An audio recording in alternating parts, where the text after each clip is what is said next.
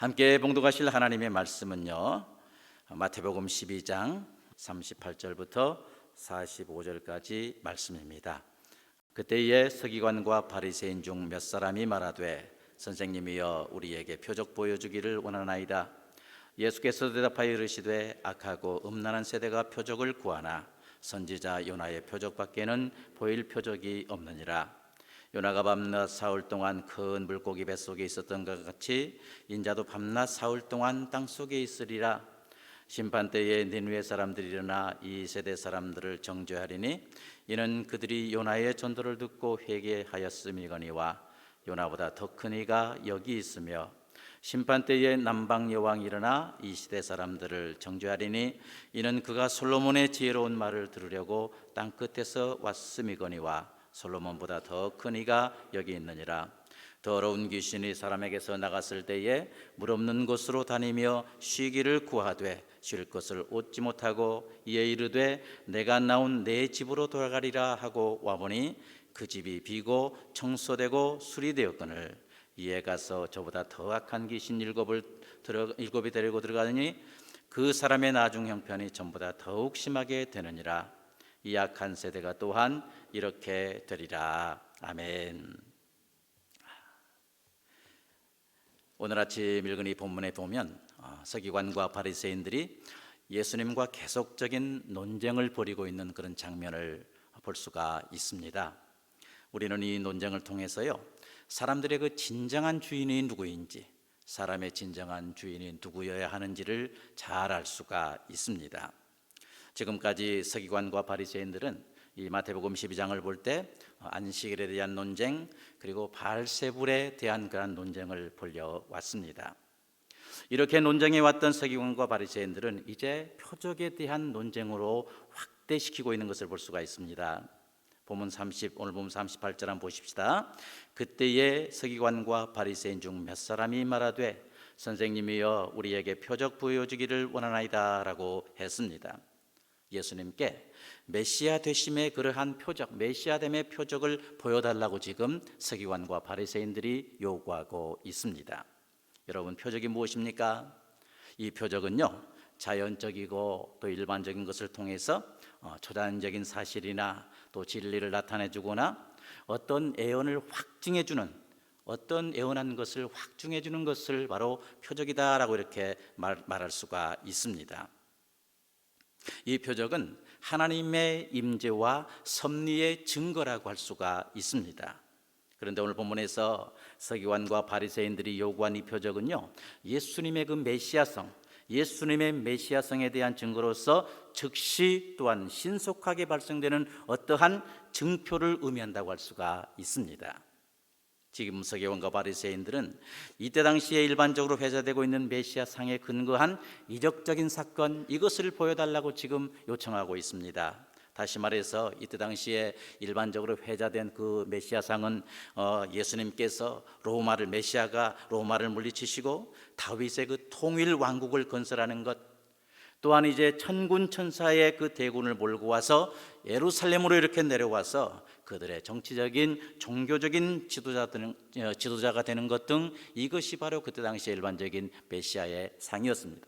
예수님께서 바로 이러한 표적을 보여달라고 지금 서기관과 바리새인들이 요청을 하고 있어요.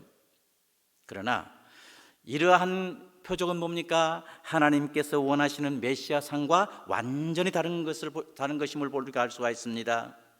물론 예수님께서는 그동안 많은, 그들이 원하는 대로 많은 그러한 기적을 베푸시고 가난한 자들에게 복음을 전함으로써 자신이 메시아이심을 증거하셨습니다.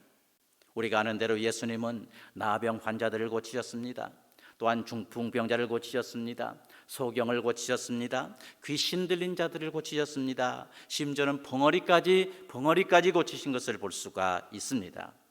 그러나 정말 그 유감스럽게도요, 서기관과 바리새인들은 지금까지 예수님께서 보이셨던 이 모든 표적들을 바알세불의 영향력에 의해서, 귀신의 왕인 그 바알세불의 영향력에 힘입어서 행한 것이다, 이렇게 간주해버린 것입니다.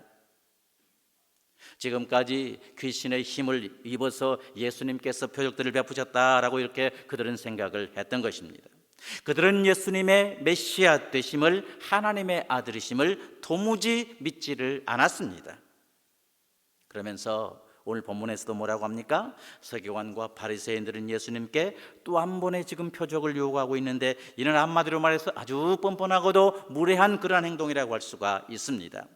자신들의 그 악에 찬 불신앙적 내면을 여실히 지금 내보여주고 있는 그러한 요구인 것입니다.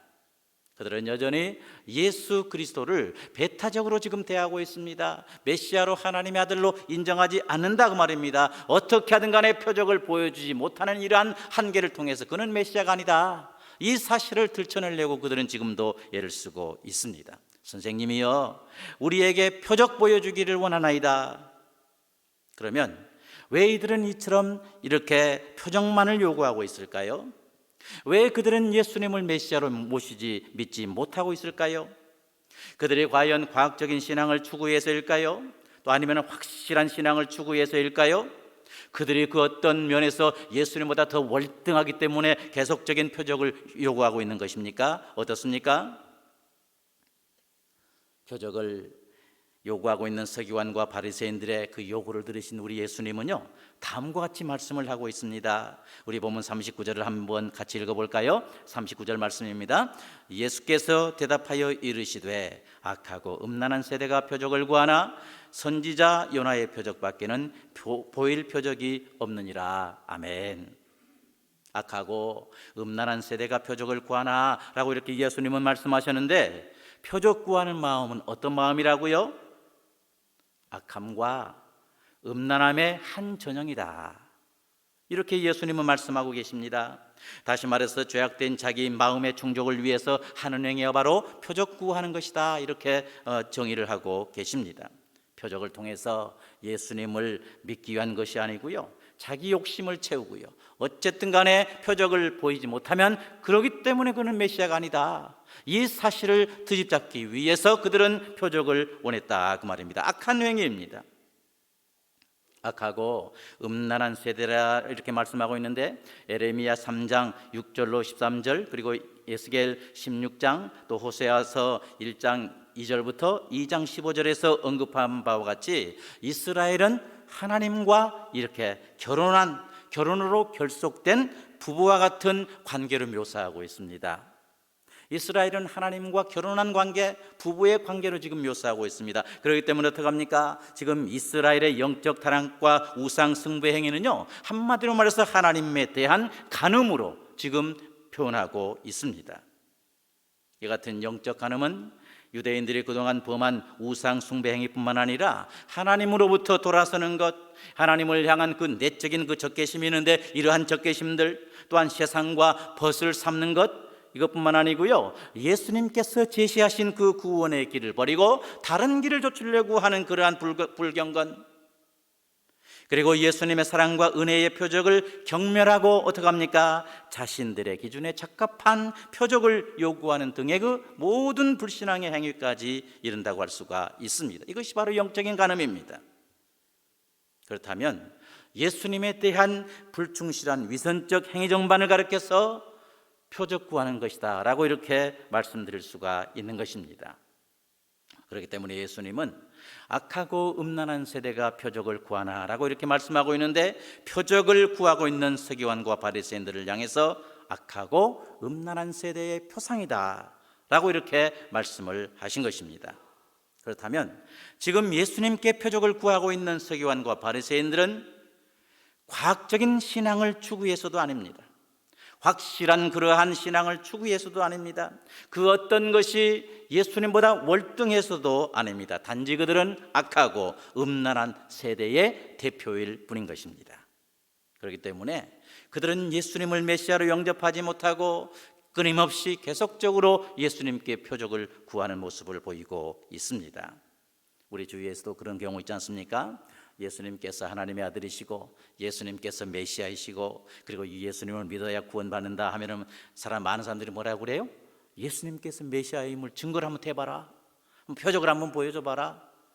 너라도 지금 어떻게 예수님께 당장 구해서 정말 너는 우리 보통 사람과 다르다는 것을 한번 증명해봐라, 이렇게 요구하면서 면박을 주는 경우가 많습니다. 빈찬을 줄 때가 많습니다. 그런데 보세요. 그들이 우리보다 어떤 면에서 우위적인 어떤 그런 위치에 있어서가 아니고요, 한마디로 말하고 그들도 예외 없이 이 시대에 악하고 음란한 세대의 하나의 표상일 뿐이라는 거 여러분 기억하시기를 바랍니다. 어떤 사람들은 이런 말을 막 들으면은요 기가 죽어가지고요 신앙의 어떤 회의까지 일으키는 그런 분들이 있는데, 절대 그들이 우리보다 우위여서가 아니고 한마디로 말해서 악하고 음란한 세대의 그러한 속성을 드러내는 그러한 모습일 뿐이라고 우리 주님 말씀하고 계십니다.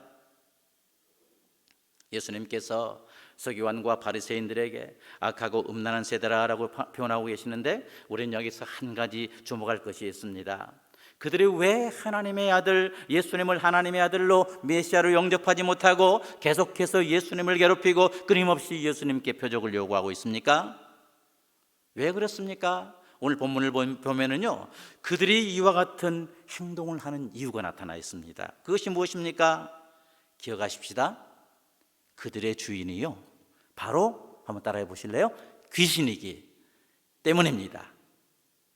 안 따라하시나요? 따라해 보세요. 귀신이기 때문입니다. 그렇습니다. 그들의 주인이 오늘 본문에 오면 그들의 마음의 집의 주인이 귀신이기 때문에 그렇습니다. 다시 말해서 그들의 주인이 7 귀신들이기 때문에 그렇다. 결국에는 그런 말씀입니다.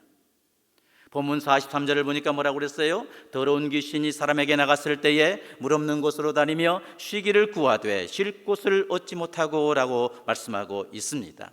그들이 근본적으로 예수님을 배타적으로 대하는 그 원인에는요 그들의 주인이 바로 뭐예요? 그들의 주인이 바로 귀신이기 때문이라고 주님 말씀하고 계세요.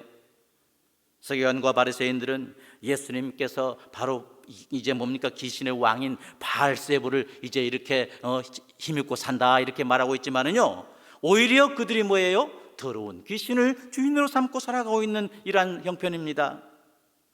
이 사실은 44절로 45절을 통해서 알 수 있습니다. 이에 이르되 내가 나온 내 집으로 돌아가리라 하고 와보니 그 집이 비고 청소되고 수리되었거늘 이에 가서 저보다 더 악한 7 귀신을 데리고 들어가서 그 안이 그 사람의 나중 형편이 전보다 더욱 심하게 되느니라. 이 악한 세대가 또한 이렇게 되리라 라고 우리 주님 말씀하셨습니다. 그들은요 이미 율법을 통해서 마음의 청소를 다 했습니다.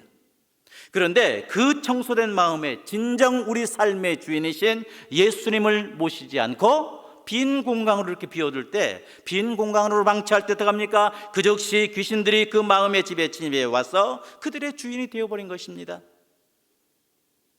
귀신의 집으로 삼아버렸다고 말입니다. 아침부터 귀신해서 정말 죄송합니다만은요 말씀에 그렇게 말씀하고 있습니다. 예. 그들의 주인은 누구예요? 귀신이라고 말이에요. 그렇기 때문에 서기관과 바리새인들은 예수님을 마음속의 주인으로 주님으로 영접하지 못하고요 오히려 예수님을 배척하고 끊임없이 표적을 요구하는 행동을 하고 있는 것입니다. 이 7 귀신의 비유를 통해서 볼 때 사람들은 누구나 마음을 지배하는 주인이 있다, 마음을 지배하고 마음의 주인으로 삼고 살아가는 것이 바로 우리 사람이다 라는 이 사실을 우리는 알 수가 있습니다. 다시 말해서 귀신의 왕 바알세불이든지 아니면 메시아이시고 하나님의 아들이신 예수님을 주인으로 삼든지 둘 중에 하나입니다. 귀신의 왕 바알세불을 주인으로 삼고 끊임없이 고통 가운데 살든가 아니면 메시아이신 예수님을 모시고 영생의 삶을 살든가 둘 중 하나라고 말입니다. 그리고 우리 마음의 집은요 누가복음 11장에 보니까 하나의 가능성이 있습니다. 더 강한 자가 지배함을 알 수가 있습니다. 우리 마음의 집은 누가 지배한다고요? 더 강한 자가 우리 마음을 지배한다. 이렇게 누가복음 11장에서 알 수가 있습니다. 여기에 바로 가능성이 있습니다. 설령 이미 마음의 귀신의 대장인 사탄을 이제 이미 예수님은요 우리의 뭡니까? 이 귀신의 대장인 사탄을 이기신 예수님이십니다. 믿으십니까? 예수님은 이미 사탄과의 그 시험에서 온전히 이기셨습니다. 이기신 분이십니다. 그렇기 때문에 뭐예요? 비록 사람들이 귀신을 마음의 주인으로 삼고 있다고 해도 강하신 예수님을 영접하기만 하면 어떻게 돼요? 우리 마음의 지배주인은 누구실까요? 예수님이십니다. 왜요? 예수님이 귀신보다 강하기 때문에 그렇습니다. 예수님이 이미 이 사단을 이기셨기 때문에 그렇습니다. 예수님의 말씀을 받아들이고 예수님을 믿는 순간 우리의 주인은 예수님이 될 뿐만 아니고 그동안 우리의 주인 노릇을 했던 모든 귀신들이 다 내쫓김을 당한다는 사실을 우리는 이 귀신의 비유를 통해서 알 수가 있다, 그 말입니다. 그 결과 우리는 어떻게 됩니까? 그 결과 우리는 하나님의 자녀로 구원을 한번 받습니다. 하나님의 자녀로 재창조함을 받습니다. 그리고 예수님을 주인으로 삶은 삶의 결과는 평안과 안식의 삶을 살 수가 있습니다. 영생의 삶을 살 수가 있는 것입니다. 누가복음 11장 21절에 뭐라고 그랬어요? 강한 자가 무장을 하고 자기 집을 지킬 때에는 그 소유가 안전하되라고 이렇게 말씀하고 있습니다. 강하신 예수님이시기 때문에 이 강하신 예수님을 모시고 살면요, 우리의 마음의 집은 항상 예수님의 보호하심이 있을 뿐만 아니라 예수님의 보호로 인해서 평강과 또한 이제 기쁨과 안식의 승리의 삶을 살 수 있다고 말입니다. 여러분 믿으시길 바랍니다. 우리는 이미 귀신을 주인으로 삼고 살아가는 사람들의 비참함을 보았습니다. 그 사람은 귀신 들려 무덤 가운데 살고 있었습니다.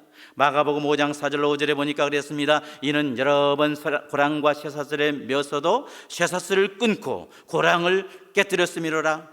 그리하여 아무도 저를 제어할 힘이 없는지라 밤낮 무덤 사이에서나 산에서나 늘 소리를 지르며 돌로 제 몸을 상하고 있었더라 라고 이렇게 말씀하고 있지 않습니까? 이것이 바로요, 귀신을 주인으로 삼고 귀신의 지배 가운데 살아가는 삶의 비참한 삶의 현장임을 우리는 알 수가 있습니다.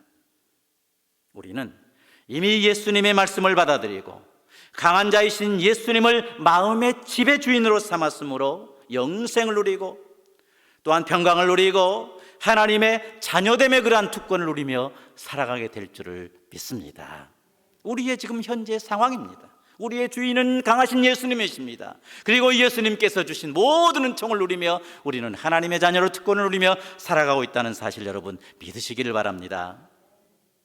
예수님은 표적을 구하는 서기관과 바리새인들에게 39절 하반절에서 뭐라고 말씀하십니까? 선지자 요나의 표적밖에는 보일 표적이 없느니라 라고 말씀하시면서 40절에서 요나가 밤낮 사흘 동안 큰 물고기 뱃속에 있었던 것 같이 인자도 밤낮 사흘 동안 땅속에 있으리라 라고 이렇게 말씀을 하셨습니다. 요나 선지자가 이제 3일 동안 고기 뱃속에 있었던 것처럼 예수님께서 고기 뱃속까지 캄캄한 그러한 무덤 속에서 3일 동안 계실 것을 지금 말씀하고 계십니다.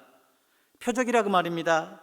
다시 말해서 예수님께서 3일 동안 무덤 속에 계시다가 무덤의 권세를 깨시고 다시 부활하신다고 하는 이러한 표적을 곧 보일 것이라고 예수님은 말씀하고 계십니다. 솔직히 말해서요, 이것보다 세상에서 더 큰 표적이 어디가 있습니까? 이 표적은 오직 메시아이신 예수 그리스도에게만 있는 그러한 표적인 줄을 믿습니다. 예수님은 이러한 표적을 서기관과 바리새인들에게 말씀하시면서 오직 예수님만이 세상에서 유일한 표적이자 메시아이심을 말씀해주고 계십니다. 그럼에도 불구하고 현상적인 표적을 구하고 아직까지 진정한 표적이시고 메시아이신 예수님을 구하지 않는 서기관과 바리새인들을 향해서 장차 지금 니느웨 사람들이 정죄할 것입니다. 그들은 이제 이 시대의 사람들을 정죄할 때 뭐라고 그래요?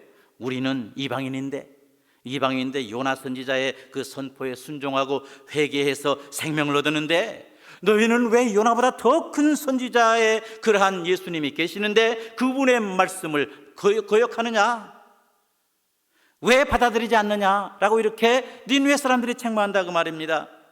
그리고 그들은 이제 서기관과 바리새인 비롯해서 예수님을 이제 거부하는 그 사람들을 향해서 남방 여왕이 책망을 할 것입니다.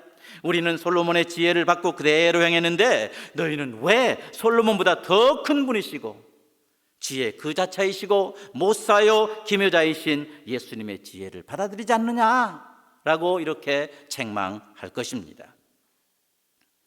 그렇다면 우리 그리스도인들은요, 진정한 표적이신 예수님만 구해야 될 줄을 믿습니다. 다른 표적 구하는 걸 뭐라고 그랬어요? 오늘 큐티 제목에 보니까 어린애와 같은 신앙이다, 이렇게 말하고 있지 않습니까? 예수님만 구해야 될 줄 믿습니다. 예수님이 진정한 표적이기 때문에 그렇습니다. 예수님은 하나님이 이 땅에 오신 정말 표적 중에 표적이십니다. 하나님이 사람으로 이 땅에 오셨습니다. 그게 기적 아니고 표적 아닙니까? 공생의 기간에도 수많은 표적을 보여주셨습니다. 심지어는 예수님은요, 선지자 요나처럼 장차 무덤을 이기시고 장차 무덤의 권세를 이기시고 부활하실 그러한 표적이십니다. 바로 이 표적 중에 표적이신 예수님만을 우리는 구해야 될 줄을 믿습니다. 당장 예수님을 통한 어떤 표적이 보이지 않는다고 해서요, 지금 당장 예수님께서 내게 물질을 주지 않는다고 해서요, 또한 예수님 이제 믿는 어떤 증거가 나를 통해서 드러나지 않는다 할지라도, 그러나 거기에 상관없이 예수님만이 나의 표적 중에 표적이 하면서 예수님만을 구하고 예수님 말씀만을 구하며 살아가는 우리 모두가 되어야 될 줄을 믿습니다. 우리 예수님은요, 요나보다 크신 분이십니다. 요나는 3일 후에 고기 뱃속에서 나왔지만 우리 예수님은 어떻게 해요? 3일 후에 사망 권세를 깨뜨시고 무덤에서 온전히 부활하셨습니다. 요나보다 큰 분이십니다. 그리고 예수님은 솔로몬보다 더 큰 분이십니다. 솔로몬 하나님께 간절히 기도해서 일천번제를 통해서 이제 하나님으로부터 지혜를 받았지만, 그러한 왕이었지만 우리 예수님 어떤 분이시라고요? 지혜 그 자체이십니다. 지혜를 솔로몬 왕에게도 주시는 그런 분이십니다. 기묘자의 모사이신 우리의 주님이십니다. 솔로몬보다 더 큰 분이시라는 사실 여러분 믿으시기를 바랍니다. 그렇다면 이 세상에서 가장 큰 자이신 예수 그리스도께서 우리 위에 그 고통의 십자가를 지시고 부활하셔서 우리의 하나님을 재창조해 주신 것입니다. 이 큰 자께서 우리를 이렇게 우리에게 큰 기적을 행해 주셨습니다. 이 얼마나 감사한 은혜입니까? 그래서 우리를 향해서 뭐라고 그래요? 이제 우리가 100원 주고 사면은 100원짜리 그러잖아요. 우리는 예수님의 그 피값을 이제 사망에게 지불하시고 우리를 사셨기 때문에 우리는 예수님 짜리인 것입니다. 우린 예수님 짜리입니다. 짤랑짤랑 예수님 짜리라고 말입니다. 사랑하는 여러분, 오늘도 우리는 주님의 말씀을 들었습니다. 예수님은 표적 그 자체이십니다. 하나님이 사람이 되셨습니다. 3일 만에 죽음에서 부활하신 그러한 표적이십니다. 그러므로 우리는 어떤 상황에서도 이 예수님만 구하며 살아가는 우리 모두 되시기를 바랍니다. 표적 구하지 말고 내게 복을 주셔야 내가 예수님 믿을 겁니다. 우리 자녀가 잘 돼야지 내가 예수님께 헌신하겠습니다. 이런 표적 구하는 신앙이 아니고 예수님 그 자체만으로 만족합니다. 예수님께서 나를 구원해 주시고 나를 보호해 주시면 나는 행복합니다 하면서 살아가는 우리 모두가 되시기를 바랍니다. 바알세불이 우리 마음에 접근하지 못하도록 더 강하신 예수님을 우리 마음의 집으로 모시고 살아가는 우리 모두가 되시기, 주인으로 모시고 살아가는 우리 마음의 집의 주인으로 모시고 살아가는 우리 모두가 되시기를 간절히 소원합니다. 그래서 평생을 모든 유혹과 고통과 넘어짐에서 승리하고 영원한 생명을 누리며 살아가고, 그래서 항상 하나님께 영광 돌리며 살아가는 우리 모두 될 수 있기를 주님의 이름으로 축원합니다.